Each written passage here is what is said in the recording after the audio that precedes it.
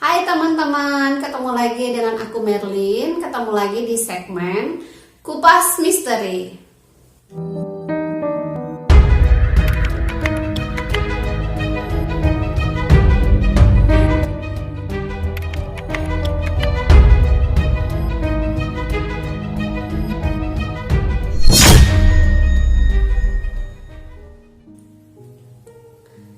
Pasti kalian tidak asing dengan kota jin Wentira yang katanya ini merupakan suatu kota jin yang terbesar di Indonesia.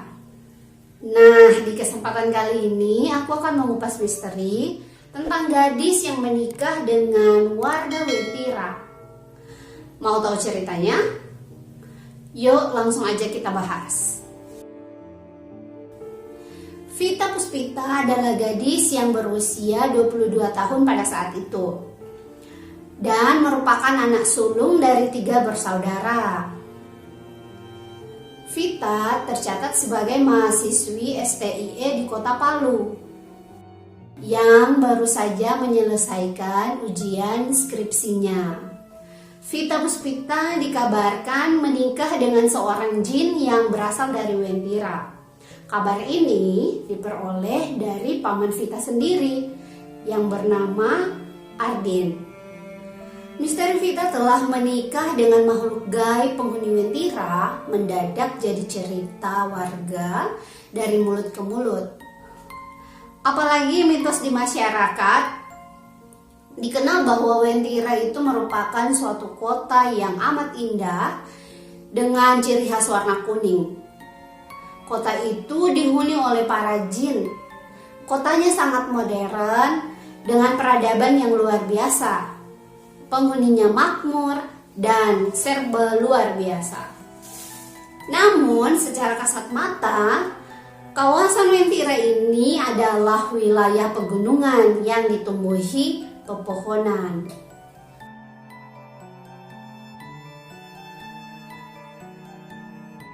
Namun beberapa tahun terakhir, rumah penduduk dan warung makan dibangun di sekitarnya. Kawasan itu pun mulai ramai.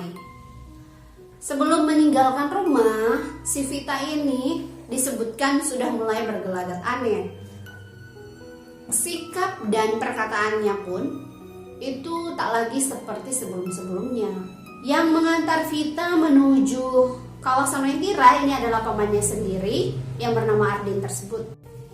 Mulanya Vita ini meminta pamannya untuk diantar ke Palu dan bukan ke Wentira. Bergegaslah mereka pagi itu dari Sidera menuju ke Palu. Menurut keterangan Ardin, yang dipakai berboncengan saat itu adalah sepeda motor metik milik Vita. Sebab kondisi motor Ardin agak kurang normal.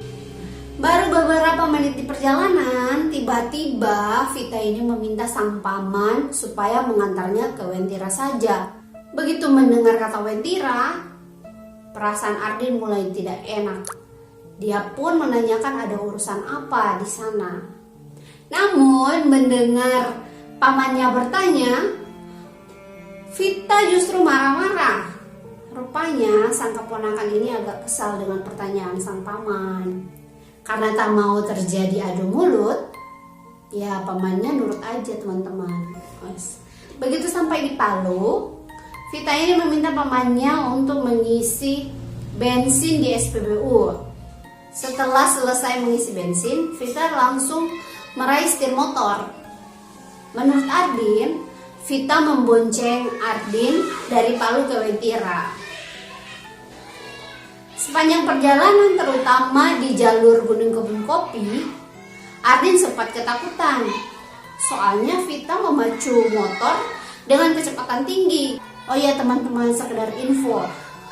Dari kota Palu menuju ke kota Wentira itu melewati pegunungan yang namanya Kebun Kopi. Nah, di Kebun Kopi itu jalannya itu berliku-liku ya guys. Jadi tidak jalan lurus.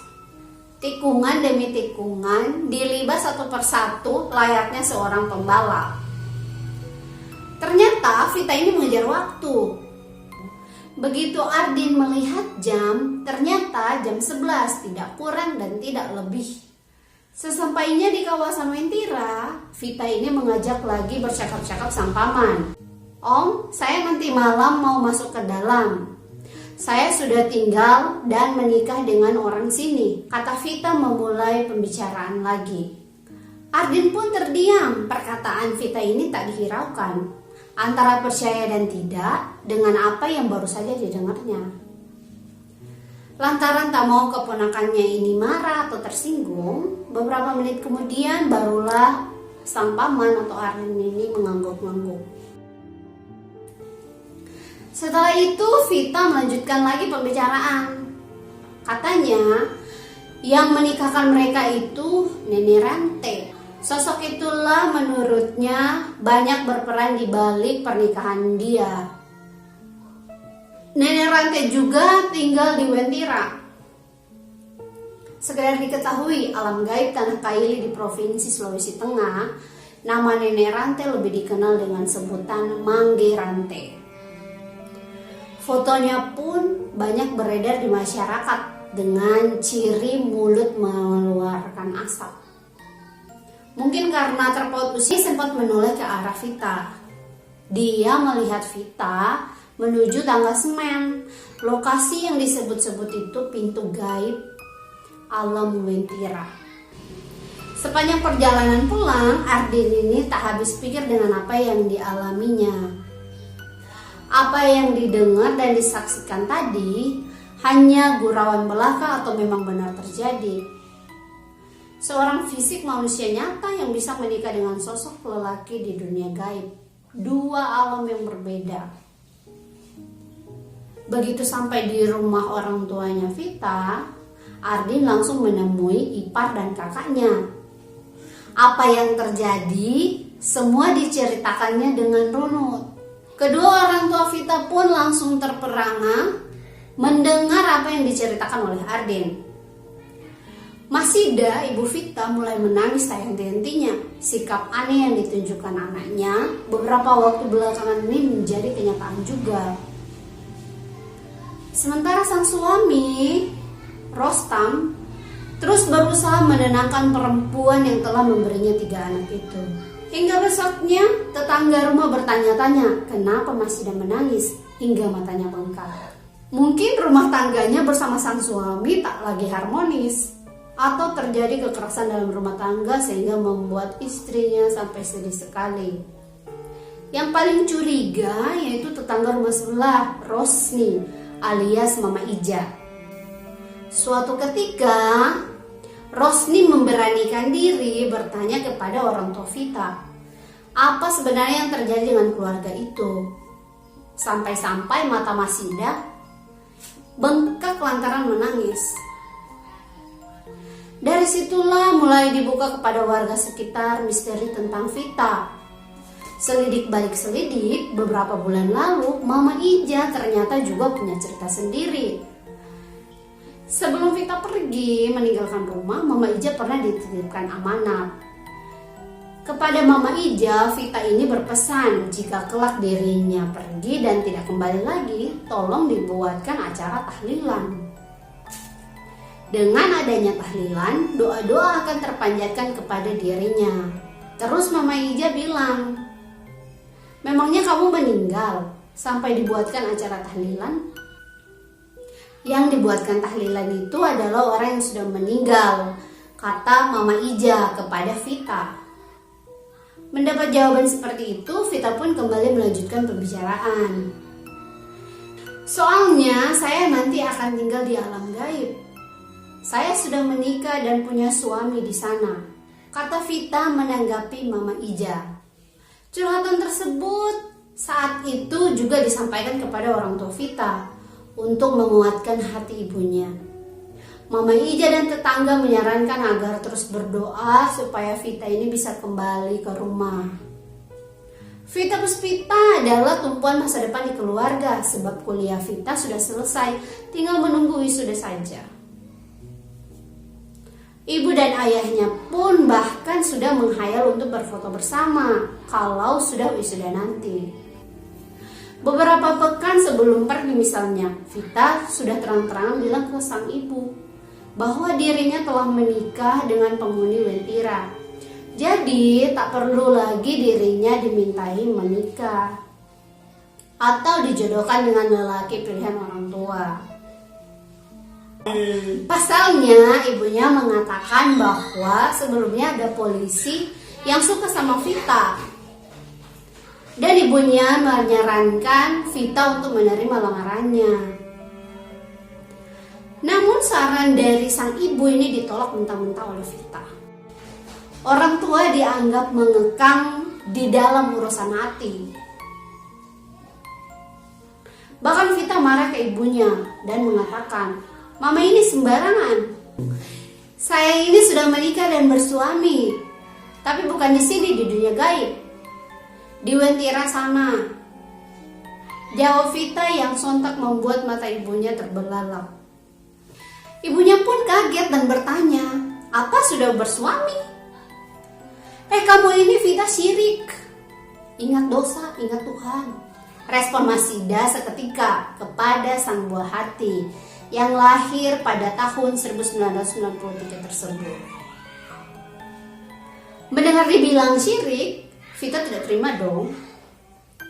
Dengan nada sedikit mengancam, dia berharap suatu saat Masida bisa bertemu dengan sosok yang menikahkan dirinya di kota Wentira.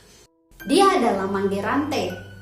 Biar mama dapat pencerahan sekaligus diberitahu soal pernikahan saya. Nah, kali ini kita akan membahas sosok laki-laki yang menikahi Vita. Menurut Masida, nama lelaki tersebut adalah Muhammad Sakti Dirgantara. Dari beberapa kali penggambaran Vita kepadanya, sepertinya pria tersebut adalah orang yang berpangkat, memegang kendali di bidang keamanan, serta selalu dikawal.